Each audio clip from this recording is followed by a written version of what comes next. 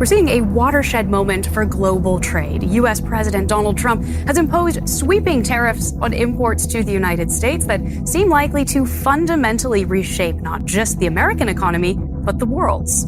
We begin in Washington today, where President Donald Trump's tariff war on China has taken a dramatic turn. The world's two largest economies, the U.S. and China, are in a trade war. Breaking news out of Washington, D.C. President Donald J. Trump has just ignited a global economic firestorm, a declaration of tariffs against everyone, allies, rivals, bystanders. No one is safe. This isn't just trade policy, it's economic warfare on a global scale.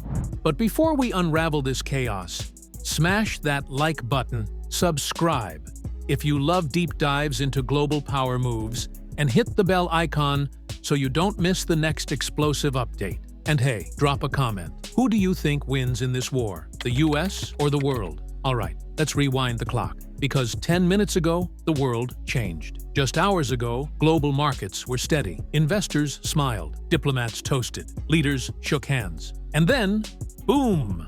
Washington dropped a bombshell. President Trump has announced sweeping tariffs on goods imported into the US from all countries, including the UK.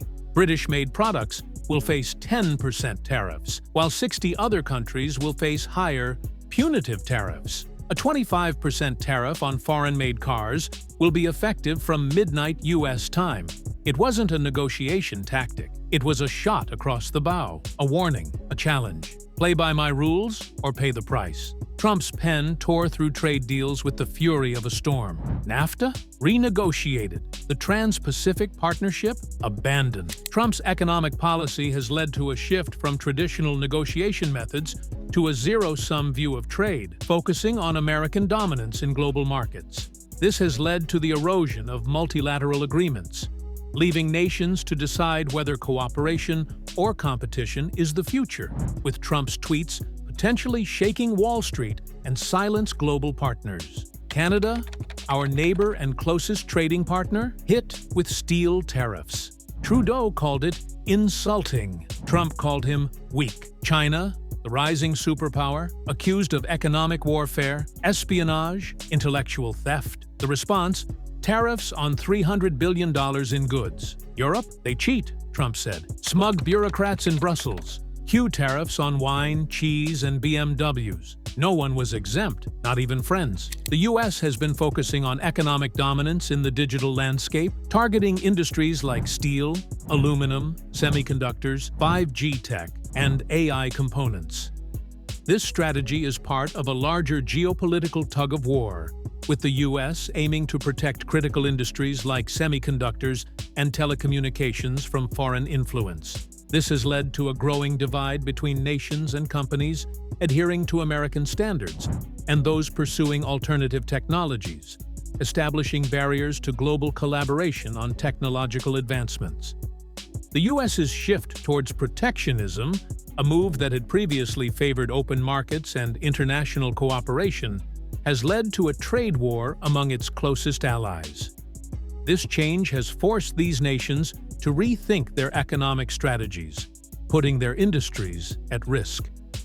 The G20 summit signaled a shift from allies to competitors, forcing them to find alternative trade partners and rethink their positions on key issues like tariffs, technology, and security. In Japan, one of United States' top trading partners, Prime Minister Shigeru Ishiba, said that the tariffs had created a national crisis as a plunge in banking shares on Friday set Tokyo's stock market on course for its worst week in years. Trade disputes typically follow a well-established process through the World Trade Organization, WTO, which serves as the global referee for resolving conflicts and ensuring that trade practices adhere to agreed-upon rules. However, in this instance, the WTO was effectively sidelined. As nations escalated their trade wars, the organization's role diminished. Attempts to resolve disputes through multilateral channels fell by the wayside as countries, particularly the U.S., chose unilateral measures, including tariffs and sanctions instead. The WTO's ability to mediate was further weakened by the defunding and paralysis of its appellate body, leaving it unable to act as an effective arbitrator. This shift represents a significant challenge to the post-war global trading system, where nations now operate with greater autonomy, focused on their own economic interests. Without a central authority, it became every nation for itself, abandoning the cooperative principles that had long underpinned global trade agreements. China didn't blink. It retaliated hard. In response to the U.S. tariffs, China implemented a series of aggressive countermeasures. Tariffs on U.S. agriculture were introduced, targeting key exports like soybeans, which hit American farmers particularly hard. The government also moved to impose a ban on American tech firms operating in China, disrupting supply chains and access to the vast Chinese market. Additionally, China devalued its currency, the yuan, making U.S. exports more expensive and less competitive. Soybean farmers in Iowa crushed. Tech stocks on NASDAQ spiraling. Beijing's actions were a calculated counterpunch that left Washington reeling. However, President Trump didn't flinch, doubling down on his America First strategy. The tensions escalated, with both nations locking horns on global trade policies. The retaliatory measures were designed not only to inflict economic pain, but to force the U.S. into negotiations, showcasing China's growing willingness to challenge Washington's dominance on the world stage. These moves signified a major shift in global trade power dynamics, with China signaling its intention to lead in economic affairs. The true cost of the tariff war has been felt far beyond boardrooms and trade negotiations. American families and factories have borne the brunt of the consequences. Jobs disappeared as industries reliant on imported goods faced rising costs, leading to layoffs and closures. Farms went bankrupt as tariffs on agricultural products squeezed profits, while consumer prices at retailers like Walmart and Target climbed higher. Auto plants, too, were forced to scale back production or close early due to rising costs for parts and materials. A dairy farmer in Wisconsin captured the sentiment perfectly, saying, "We're pawns in a game we didn't ask to play." Small businesses and local economies that relied on international trade found themselves particularly vulnerable. While the White House maintained that the economic pain was temporary, with the promise of victory in the future, many struggled to see a clear path forward. The short-term costs, job losses, shuttered businesses, and rising living expenses have been stark, and the long-term benefits remain uncertain for many affected Americans. From America First to America Alone, trade talks collapsed. Global summits turned hostile. The U.S. withdrew from the Climate Pact, UNESCO, and other key international agreements.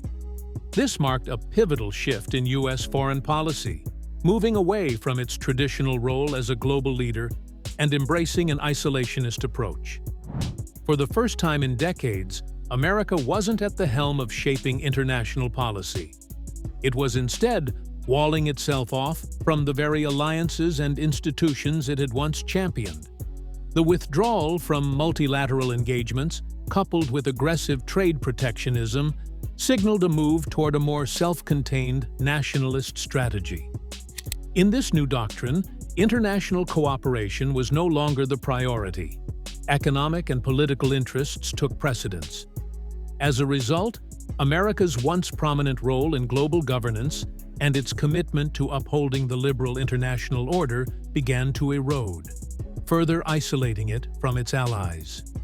The consequences of this new course will have far-reaching effects on the global balance of power, with the U.S. retreating from its position as the world's leader. The G7 summit was marked by a momentary unity, but President Trump's sudden tweets, which disregarded the agreement, led to a significant shift in international relations. The message was loud and clear: don't trust Washington. This betrayal eroded trust in American diplomacy, damaging relations within the G7 and highlighting the growing unpredictability of U.S. foreign policy. This event prompted nations to reassess their strategies and alliances. He called himself Tariffman, a superhero, reshaping trade with penalties instead of policies. "I'm a tariff guy.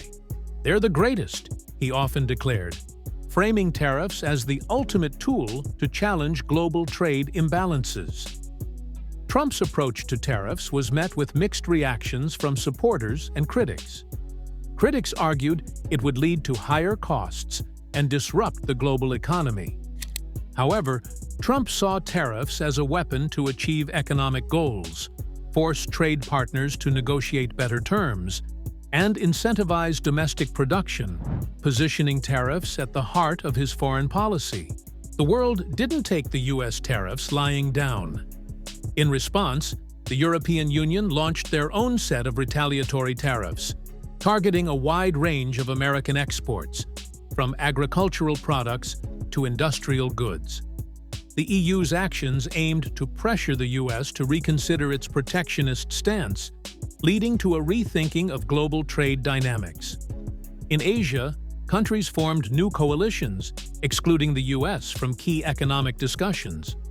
Major economies like China, Japan, and India formed regional trade agreements. Supply chains shifted, with companies seeking refuge in emerging markets. The international backlash was a fundamental shift in how the world viewed the U.S.'s role in the global economy, questioning the foundations of a post-World War II global trading system. Inside Trump's White House, chaos. The administration was divided, with key advisors offering conflicting economic visions, resulting in a deep ideological rift. On one side, Treasury Secretary Steve Mnuchin, a former Wall Street banker, pushed for more traditional free market policies, favoring diplomacy and negotiated trade deals. Peter Navarro, an economic nationalist, advocated for protectionist policies and a hardline approach towards China, leading to a volatile environment and policy whiplash. This uncertainty caused stock prices to fluctuate, investors to flee, and even Republicans questioning the wisdom of Trump's approach. The unpredictability of the administration's economic strategy not only rattled the economy, but also created instability in U.S. politics, challenging long-held views on free trade and America's role in the global economy. Globalism collapsed due to rising populism and nationalist sentiment, leading to a shift away from the post-World War II international order. Trade blocs, once symbols of global collaboration, began to fracture, with the European Union and Latin American countries adopting isolationist policies. Multilateral institutions struggled to maintain influence, and sovereignty became the rallying cry. Protectionism emerged as a dominant economic policy, with tariffs, quotas, and export restrictions favoring domestic industries. This led to competition, economic fragmentation, and a return to prioritizing national interests, resulting in a complex web of bilateral agreements. Historians may view the tariff war as a pivotal moment in global history, marking the reshuffling of the global order, the decoupling of East and West, and the end of the post-war economic consensus. Rising tariffs and shifting trade flows suggest a new era where countries prioritize self-interest over multilateral cooperation. While tariffs may eventually be lifted, the resulting scars, economic, political, and cultural, will persist, especially as mistrust between major powers, particularly the U.S. and China, continues to shape future policies. This shift toward protectionism and economic autonomy will likely disrupt global supply chains, particularly in technology, manufacturing, and vital resources. The U.S. is implementing 25% car tariffs, raising $6 trillion over the next decade, with no exemptions for the U.K. The base tariff is 10% universally applied, despite the idea of reciprocal tariffs. The cost is $6 billion, or possibly $7 billion if cars are included. The U.S. aims to redirect trade flows, including currency manipulation and other trade barriers. The UK's tariffs may benefit the UK, but could lead to trade distortions. The global trade model is about to undergo a massive shift, causing disruptions and potentially altering the economic geography of the world for the long term. And in the shadows of policy, power, and penalties, a new world begins to take shape. Like, share, and subscribe. Because the war may be economic, but the impact is personal.